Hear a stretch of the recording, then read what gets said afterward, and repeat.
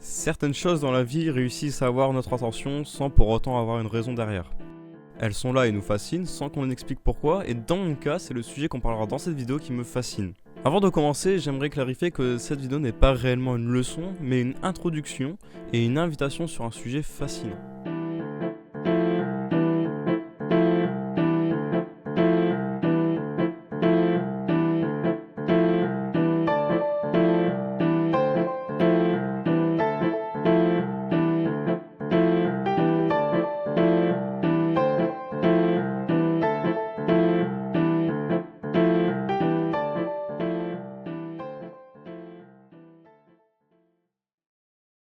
Commençons en prenant un polynôme, mais pas n'importe lequel, disons celui-ci. On peut faire plein de choses avec. Le dériver, le factoriser, regarder son graphe, l'étudier, vraiment plein de choses. Mais maintenant j'aimerais que vous visualisez un dé à 6 faces. Il n'est d'ailleurs pas rare d'avoir un dé comme exemple pour des questions de probabilité ou de combinatoire. Que ce soit la probabilité de faire une face ou autre, considérons juste qu'il est équiprobable, au moins on est sûr que le dé n'est pas truqué. Quelque chose qu'on pourrait se demander est de comment pourrait-on représenter ce dé mathématiquement. Alors, essayons. Disons qu'une face d'un dé est représentée par x à une certaine puissance. Par exemple, la face 2 du dé serait x carré. Ainsi, si l'on faisait cela pour tout le dé, on se retrouverait avec ce polynôme. Remarquons d'abord qu'il s'agit du polynôme qu'on a vu juste avant. Mais remarquons autre chose. Toutes les informations du dé sont présentes dans ce polynôme. Que ce soit les faces possibles par les puissances, mais aussi leur nombre d'occurrences grâce à leur coefficient. Par exemple, le coefficient x puissance 6 nous dit qu'il y a exactement une seule face 6. Et maintenant vous vous demandez peut-être, mais d'où ça sort? Pourquoi cela? Quel est le lien entre le polynôme et le dé? C'est bizarre. Et je serais d'accord qu'en introduction, présenter cela comme tel semble étrange. Pourtant, ce n'est pas si inhabituel que ça de représenter des objets de cette manière. Par exemple avec les polynômes d'Alexander en théorie des nœuds, qui brièvement associent un polynôme à un nœud. On verra d'ailleurs le lien entre les deux plus tard, mais ce qu'on vient d'introduire ici s'appelle la fonction génératrice du dé, ou plutôt la série génératrice ordinaire du dé. Pour la suite, j'appellerai cela fonction génératrice. Mais continuons de prendre d'autres exemples pour comprendre. Imaginons maintenant 2 dés, et demandons-nous cette fois-ci le nombre de façons d'obtenir une certaine somme. Disons 5 avec ces derniers. Une méthode classique et rapide qu'on pourrait utiliser serait de faire un tableau avec toutes les faces dont chaque case est la somme des deux faces. On peut maintenant compter les cases où seule la somme vaut 5, et on en compte 4. Mais refaisons ce qu'on a fait plus tôt avec le dé. Prenons la fonction génératrice d'un dé. Ici nous avons 2 dés, donc elles vont juste notre fonction au carré. En développant l'expression, on obtient ce polynôme. Et rappelez-vous, le coefficient de la face qu'on cherche correspond au nombre de façons qu'on a pour l'obtenir. Ici, on s'intéresse à quand la somme vaut 5. Et quand l'on regarde x puissance 5, son coefficient est 4. Qui est bien notre réponse attendue. Mais plusieurs questions se posent ici. Pourquoi élevé au carré correspond à nos 2 dés? Et comment est-ce toujours lié au combinatoire alors qu'on parle toujours de polynôme? Cependant, je vais vous demander d'être patient. Ne vous inquiétez pas, la réponse à toutes ces questions arrive à la prochaine partie. Jusqu'ici, nous avions parlé que d'une seule forme de fonction génératrice. Mais il en existe une autre, même plusieurs en fait. Prenez l'ensemble 1, 2. On peut faire comme le dé, c'est-à-dire représenter l'ensemble par le polynôme suivant. Mais on peut aussi le faire de cette manière. Maintenant, on peut le développer, ce qui donne ce polynôme. Ce polynôme possède plein de propriétés fascinantes et d'informations très intéressantes. Par exemple, on remarque une puissance 3. Or, dans notre ensemble, il n'y a pas de 3. Alors à quoi cela correspond? Ce qu'on vient d'obtenir sont tous les sous-ensembles de notre ensemble, et les puissances de notre polynôme correspondent à la somme des éléments avec le coefficient, un nombre de sous-ensembles qui font cette somme. Gardez en tête qu'ici, un sous-ensemble est juste un ensemble constitué à partir d'éléments d'un ensemble de départ. Ça a l'air flou dit comme ça, alors visualisons ce qui se passe. Notre ensemble a donné ce polynôme, et ce polynôme correspond à tout cela.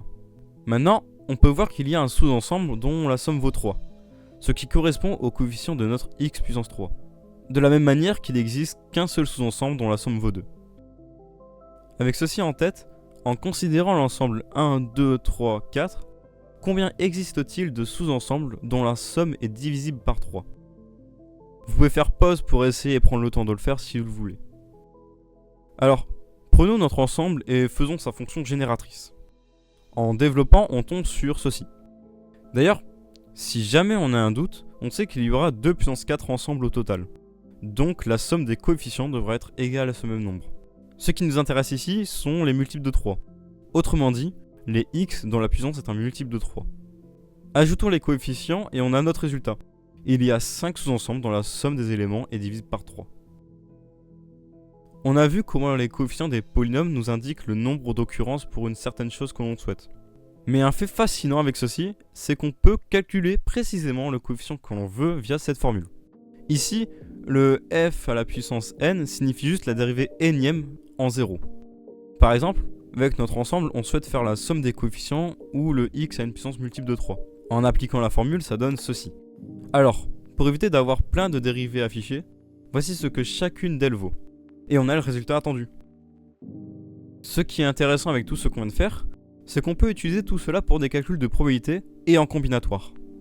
Quand on additionne les coefficients d'une fonction génératrice d'un dé, on obtient 6. Normal, puisqu'il y a 6 faces. Ainsi, chaque face a donc une chance sur 6 d'apparaître. En mettant ce nombre en facteur, on obtient ce qu'on appelle la fonction génératrice de probabilité d'un dé. Rappelez-vous au début, où l'on se demandait à quoi une dérivée de ce polynôme donnerait. Alors faisons-le ici. En dérivant ce nouveau polynôme, on obtient celui-ci. D'un premier coup d'œil, rien d'intéressant. Mais si on évalue la dérivée en 1, on obtient un résultat surprenant. En effet, ce résultat qu'on vient d'obtenir est tout simplement l'espérance d'un dé. Et pour preuve, faisons le calcul de l'espérance d'un dé. On obtient le calcul suivant. Pour démontrer pourquoi la dérivée d'une fonction génératrice de probabilité en 1 donne l'espérance, il faut partir de la formule d'une fonction génératrice de probabilité. Et oui, il était temps de l'avoir. Une fonction génératrice de probabilité est donnée par cette formule. Expliquons un peu la formule. On somme les termes pour k allant de 0 à n. Ici, n est la valeur maximale que notre variable aléatoire peut avoir. Par exemple, pour un dé normal, ce sera 6. Le p de x égale k est très important car il joue le rôle du coefficient tout en donnant la probabilité que notre variable aléatoire prenne une valeur k. C'est grâce à ceci qu'on peut adapter la formule aux différentes lois de probabilité, comme la loi uniforme ou la loi binomiale, et plein d'autres. Quand on dérive la formule, on obtient ceci.